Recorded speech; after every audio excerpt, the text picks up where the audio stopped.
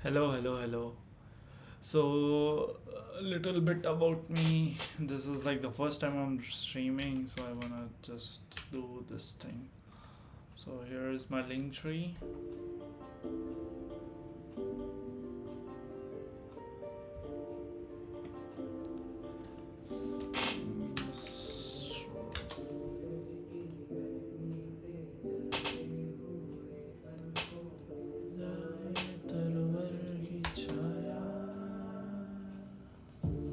So, little bit about me. I'm Aditya Singh Rathore, and I'm a project manager and a software engineer.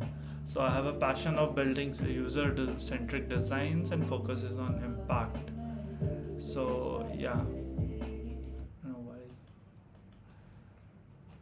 why. In my journey, like as an engineer, I was a part of early startup, like early stage startup, and have wore many hats from like yeah, that's a little bit about me. So I'm a person with multiple talents, and I have currently I'm pursuing masters in product management, and today I'm going to know like read about this thing called product teardown, and let's see. So I already watched the video till this point. Now I'm going to start it again.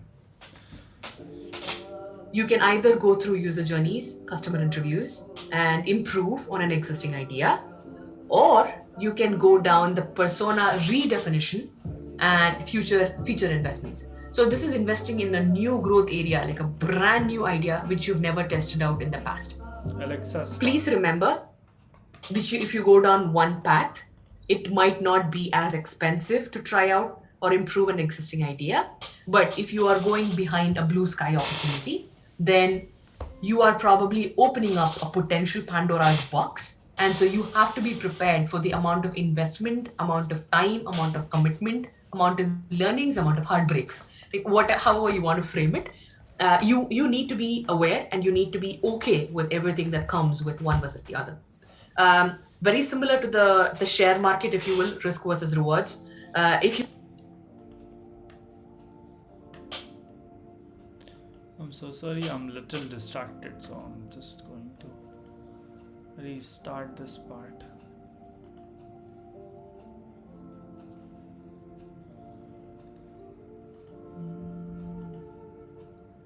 Alexa, stop.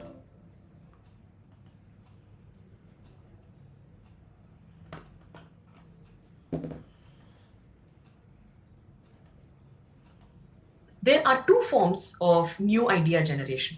Now that you are in the, let's say you're in the idea generation phase, how do you think about idea generation, right?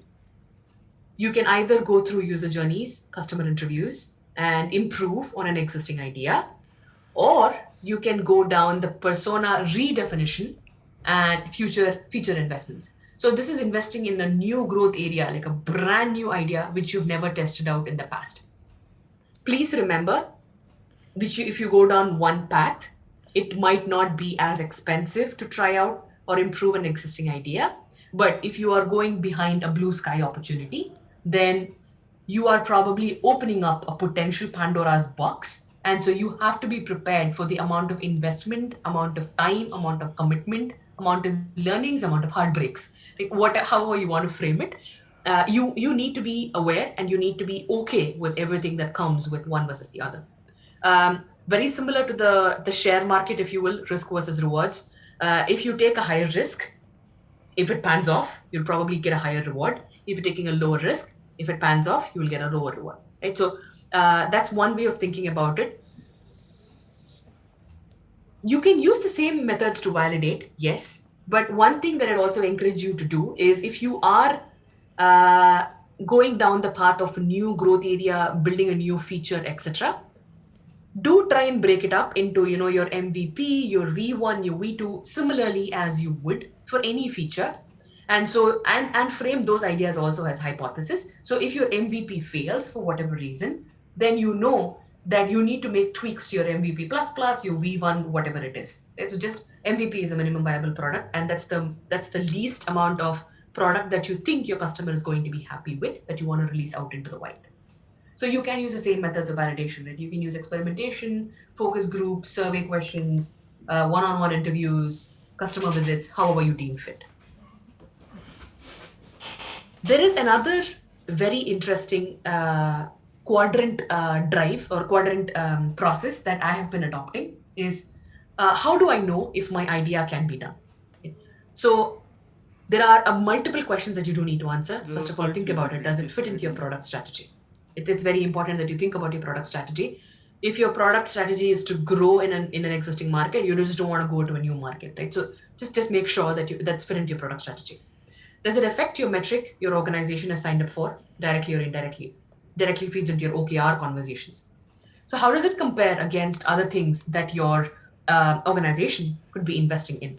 Opportunity cost. You do need to compare the opportunity cost at this particular stage. How many resources and how long would something like this take? The four quadrant approach that I was talking to you about is would something like this Till take I need to make notes, so I will probably that at this pause particular here stage? and see. So, project strategy is all about like this is given by a product owner. In some cases, can be by the project managers and also by the management team, the top level CA level executives. So yeah. So you always need to check like does your product fit into the broader game and the strategy.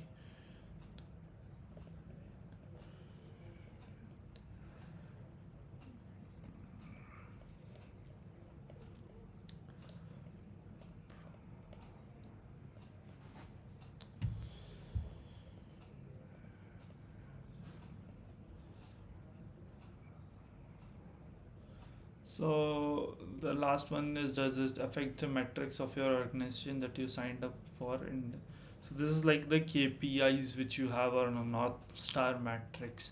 So your organization will put some North Star metric, and your goal is like your effort should always affect directly or indirectly that North Star metrics. Okay, it's fine. I can affect companies metrics. Companies metrics directly, directly slash directly. So how does this compare against the other things that could be okay? So third one is opportunity cost. So opportunity cost is like really not ambiguous, I would say, but it's really hard to put some opportunity cost. But yeah, people need to learn that. I don't know to calculate that. So how many resources, how long it will take. So time slash resources. How many resources and how long would something like this take? The four quadrant approach that I was talking to you about is break it up into this: easy to achieve, difficult to achieve, small wins, big wins. Every feature that you come up with, try and put it into one of these four buckets. Easy to achieve, small win is little value. Easy to achieve, big win is quick win. It's a big value. Difficult to achieve, small win is not worth it. Don't even think about it. Difficult to achieve, big win is your north star, your blue sky, your big rocks that you want to win, etc. Try and start with that particular star, the easy to achieve big win quadrant, if you will. That really helps kind of number one, get a lot of wins under your belt to validate and validate your MVP, your hypothesis, etc. Number two, gives you a lot of opportunity for you to pitch bigger ideas for your big rocks and your north star. Again, how can I validate my for your big rocks and your north star?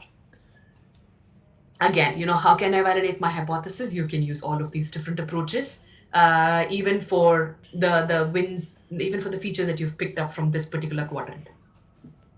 So with that, I do want to leave you with all of this information, and I hope you enjoyed the talk today. And I hope you go back and do a product teardown for your product, for a product that you're passionate about, etc.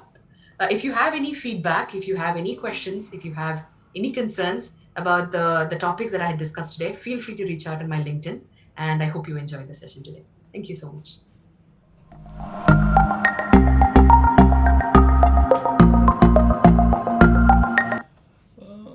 So I have to do now a product tear down, and I'm not really sure which product I should take. Product tear down, in this sense, let's take YouTube as a product because I really use the YouTube for a lot of things, and I want to check like YouTube as a tear down. So, so there is my Notion template. Yeah. So.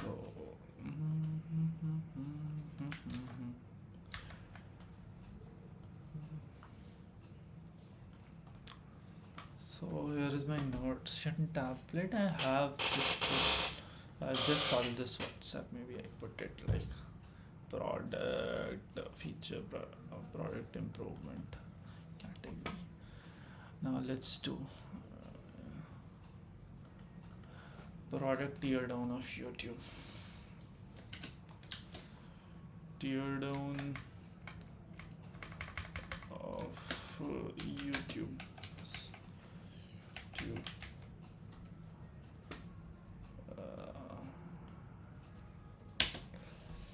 Date, let me put it today is, what's the date, 25th of July. So good feature. So product tear down is I would say all about understanding who is using your product, let's say the user's journey, and it's about how they are using it. So it's about who is using project, how they are using it, and how well they are using it. So it's more like a report card, and the last one is how to improve your product. So to look for any product, we have to look like which kind of markets and the situation it operates in. So I will write a basic description about YouTube. So first one, market for YouTube.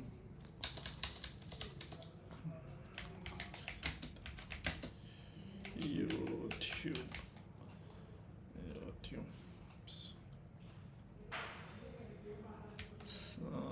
Small. Not first. Let me write words. So this YouTube is a big company, and as a product manager, so I can't look into the like at a one go. Can't look at the whole company. So I wanna focus on the YouTube as a app in our phone, and where we are using it. So yeah, that's the definition of the YouTube, and I'm going to look and see what I can do about it. So definition of YouTube. So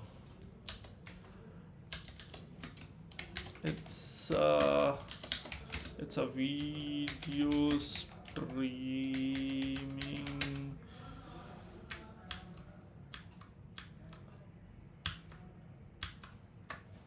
streaming service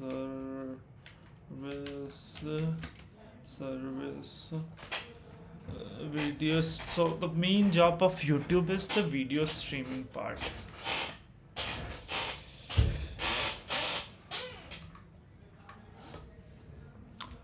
And video streaming service, what else that provide. I should set like this, it's much more easy to type then. And let me keep my iPad in here.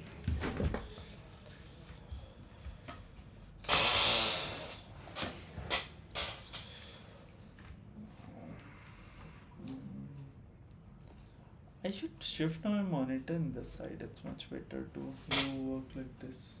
Okay, I will think it later. So definition YouTube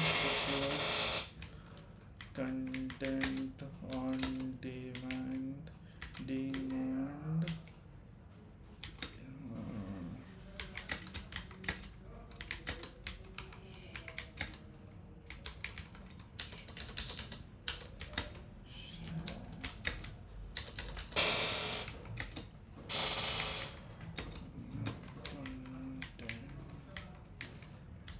Content user can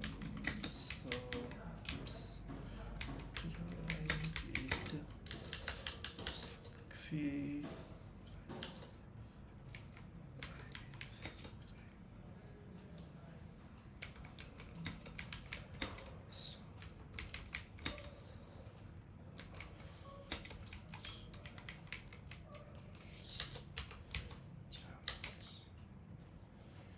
So that's a pretty basic definition of YouTube. So it's a streaming service that provides content on demand, and it serves both long form and short form content.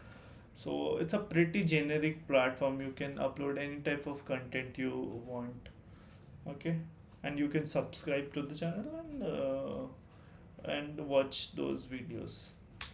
So next step is let's build the user persona for YouTube, because yeah, it's a big wide audience, but I will not understand some of the audience, so I can go through it and find their pain points. So let's do building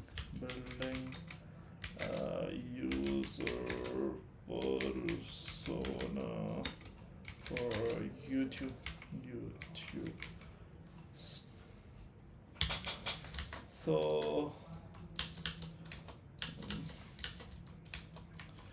So the primary audience of YouTube. So I don't think so. YouTube view their I would say user in the form of their age, demographics, and all those things, because it's a streaming platform, and streaming platform wants to like cater on their parameters, like if some on their habits. So I wanna build user persona on the habits, like let's say somebody who is watching long form content and somebody who's watching short form content. So yeah, these are my two user personas I can think of. Like both people can switch on both the cases, but yeah, based on their on the attention or the type of video they are watching. So if they are watching, yeah. So let me write it. So long form content and short form content for the users content. So in the long form contents, let's say number of duration of the video is important. Duration of the video, then number of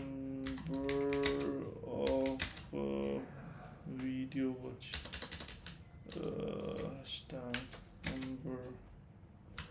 This is weird. Like they should for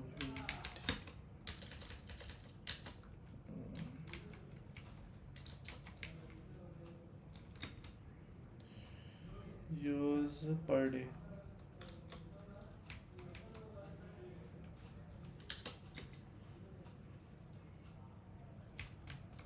Day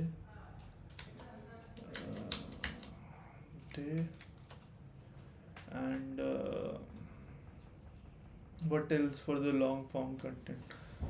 um, demographics.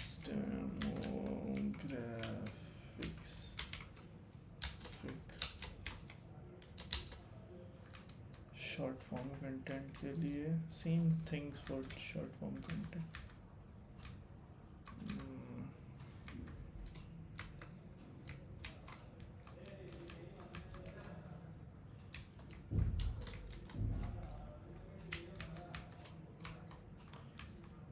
Okay. Okay, so yeah, this is clear.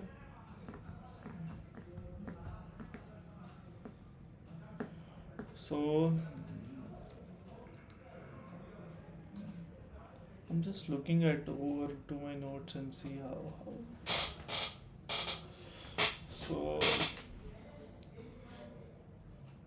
So yeah, we have defined the demographics, and I want to focus on specifically the long form content.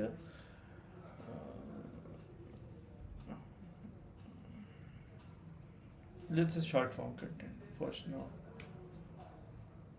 because I'm a long form content watcher. So I think if I can get into the psyche or the shoe of the short form content, then I can be a much better product manager.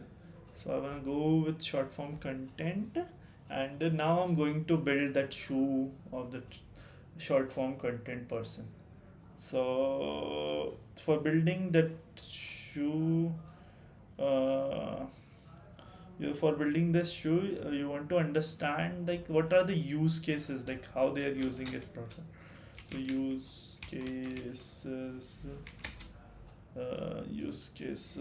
of for our personas for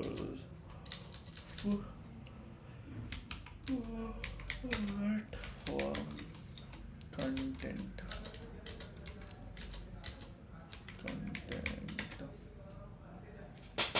user. So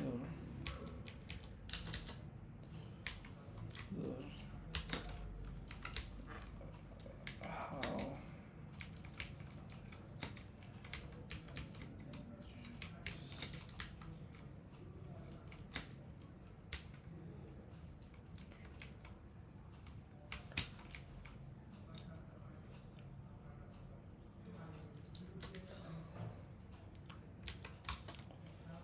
okay, I wanna stop the recording for now. I'm thinking it's too long. So I'm going to break this session here, and I will resume from this tear down tomorrow.